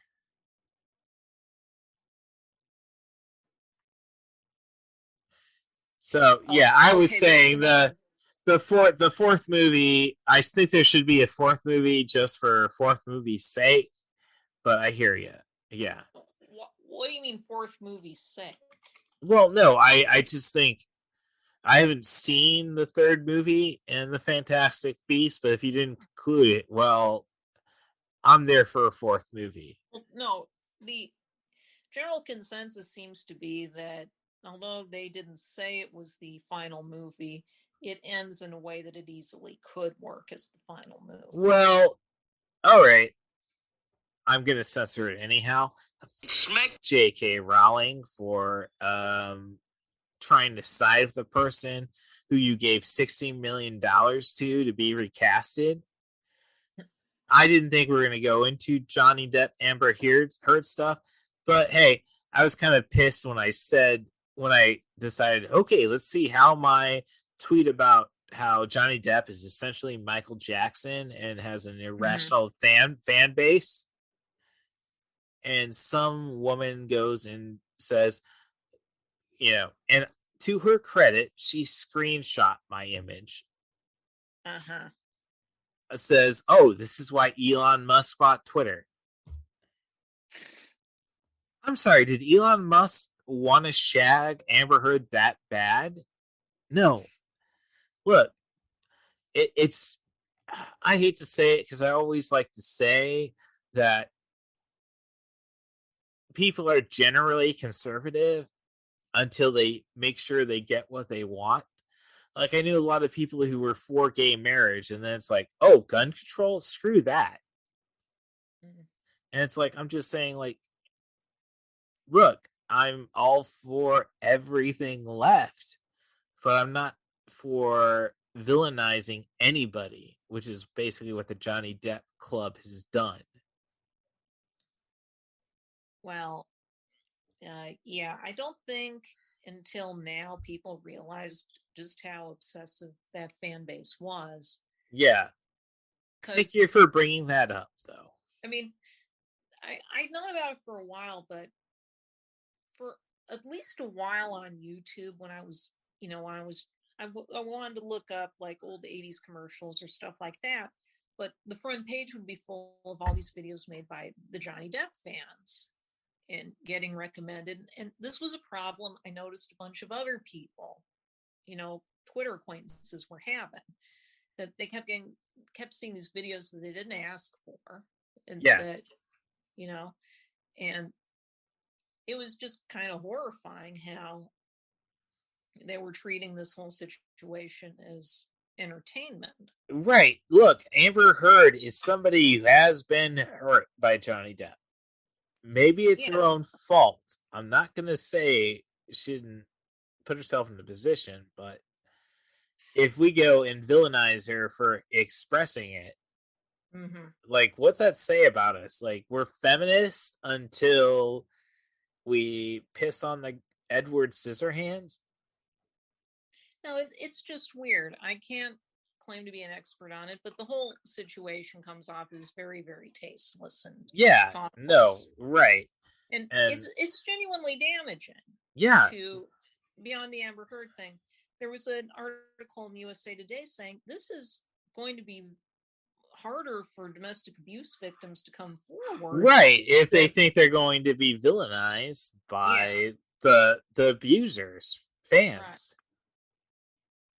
I mean, hey, if anything, it's just a white problem because I think Rihanna got out okay with Chris Brown. Right. But there wasn't anything. It wasn't this bad with other similar situations. And you're right. There's probably race has a lot to do with it. And it's just don't say I'm right about that. I do not want to be the person to say, oh, I know racism.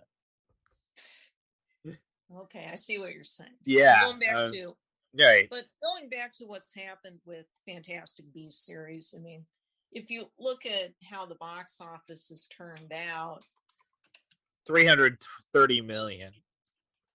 Yep. But for reference, but by a reference point, that's not that much. It hasn't done much more business internationally when you tally it all up than Sonic the Hedgehog 2 did, which cost about half as much. Well, I was going to say the numbers are all right, and I can do the math, but yeah. No, it's like, look, people be Jeff and Geena is the answer to that. Like, you know what? They had a good time, and one got dinosaurs, one got baseball. Like, you know what? You move on, and you should support people in finding their dinosaurs or their baseball, and not shit on people because they don't like the other person. Yeah. That's why I'm Team Amber, just because there's a lot less shit coming from that side. And and being somebody who's had to deal with, like, it goes back to my relationship with Stephanie Smith. It's like, I definitely understand where she could have gone nuts over me trying to make sure she didn't hurt herself. And since I understood that concept, it's like, if you're not willing to possibly comprehend why somebody would say something, then you're just a lazy butthole. I'm just saying, I don't want to talk about taking sides. No, and you're best. Nope. You're best off not. I'm just saying where I'm at. It's like, look, I could have walked away and she could have fallen off a roof. But hey, she fell off a roof on her own. The fact of the matter is, I didn't want her to fall off a roof. That's my entire domestic battery scenario. And as we see the spaceship go through the donut asteroid, is that supposed, like, I'm trying to think of the metaphor there. Is that supposed to be Geena and Jeff doing more banging, or just a passage of time? That is a brilliant way to end your movie. If only the Rum Diaries could have diverted so far off from Hunter S. Thompson that they could have come up with that image. Well, that's a strange way to end our discussion, but hey, no, look, Johnny Depp, if you're such an artist, you could have done that. So remember, kids, don't do what Johnny Depp does. That is a more that is the ultimate disclaimer. Thank you, Rory, for coming up with that one. I mean, look, Johnny Depp didn't, as far as you know, Johnny Depp, the worst thing he did before Amber Heard was changing a Renona tattoo to Wino. Correct? There's other stuff. Well, no, as I say, he's not a perfect individual. And I thank you for the like about me saying that Paul McCartney was in Pirates 5 just for the sake of having the girl is mine moment. Well, it's as good an explanation for that as any. I'm not sure why that happened. Oh, God knows. Why the hell would you cross the Beatles with the Stones? Yeah. With all that being said, it's gosh, I didn't expect this much content. And thank you. I didn't expect a discussion of Earth Girls Are Easy would go into so many different directions. Well, I don't know if we went off on that many different directions. So Earth Girls Are Easy. Geena Davis, boyfriend cheats on her, meets Jeff Goldblum, and that's just perfect. No offense if that happened in your life, Rory. I do wish they had made more films together. Well, you made the best movie of 2021, according to 90 for Chill. Like, come on. Give these lovely people a break. Yeah, that's a good point. But yeah, they got married in the middle of the shoot. I did it for about 3 years. I never knew they were married, actually. Yeah, they got married midway through the Earth Girl shoot. Ironically, given what Ted plans to do in the climax, they went to Vegas for a weekend and they had a spot. They, just got married during that time. And they stayed together for about 3 years. They divorced in 1990. It seemed to be on amicable terms. As far as no. I mean, it definitely seems professional. Yeah. Not to say that love should be considered on professional terms. But I will say with lawyers, yes, love should be a professional thing. Sorry, Allie. You had your chance. You could have just let me have a couple more whale bones of booze and dragged me wherever you'd like to, Allie. And I still love Allie, and I'm just saying. That's what you need, Rory. A trip to Vegas with David. Yeah, I don't know. Because you're a smart professional woman. So with the time right now. Well, I didn't mean pragmatic. With all that said, you can find the Poetic Critic's poetic musings at letterboxd.com/ThePoeticCritic. You can find me at obviously Main Event of the Dead is where I post all my stuff that got me fired from my previous job, and I'm proud of that since it was later exposed to be a Trump troll who did that to me. And you can follow me on Twitter at CatBusRuss. I'd love to hear your complaints versus people who hate my anti-gun stance. So otherwise, thanks for coming to the podcast. Thank you, The Poetic Critic. I hope you're doing okay, because I know. Yeah, I'm fine. All right. Okay. No, I know that, but I'm just saying it's quite a gracious act on your behalf to, come back on the show, because I know life can be bollocks.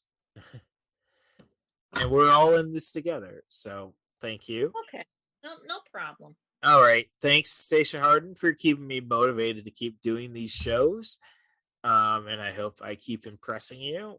Otherwise, strike me dead, and if you choose to be my God station, that is perfectly fine. Thank you for dealing with my own depression, The Poetic Critic, and you're welcome. Thanks for just being a great sister and a great friend. Aw, thank you. All right. You're a good brother too. I'll see you later. All right. Have a good night. Yeah, you too. Good Bye.